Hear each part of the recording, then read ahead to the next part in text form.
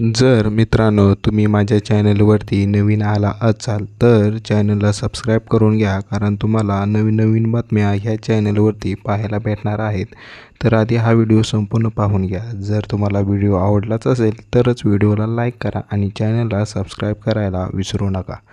रात्रीच्या वेळी बसमध्ये तरुणीसोबत अत्याचार करताना कंडक्टर सापडला.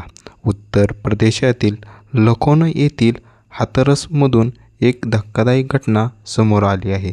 नवी दिल्ली, उत्तर प्रदेशातील लखनौ येथील हाथरसमधून एक धक्कादायक घटना आता समोर आली आहे. इथे राजधानी लखनौला जात असलेल्या हाथरस डेपोच्या बसमधील प्रकार पाहून सर्वांना धक्का बसला आहे.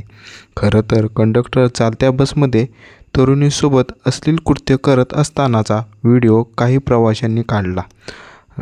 बाब म्हणजे ही घटना 10 दिवसापूर्वीची असून व्हिडिओ व्हायरल झाल्यानंतर चालक आणि वाहक या दोघांवर निलंबनाची कारवाई करण्यात आली आहे. सोशल मीडियावर या घटनेचा व्हिडिओ व्हायरल होत आहे.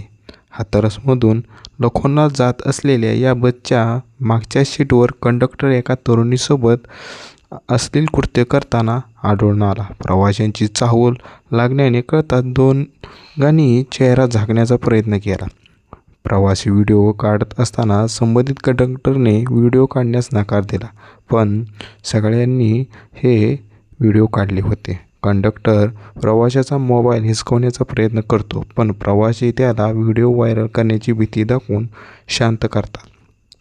अर्धा तासात ही बस आलमबाग स्थानक येथे असल्याचे एक प्रवासी सांगत आहे. यावरून ही घटना लखनौच्या आसपास घडली असावी असा अंदाज वर्तवला जात आहे.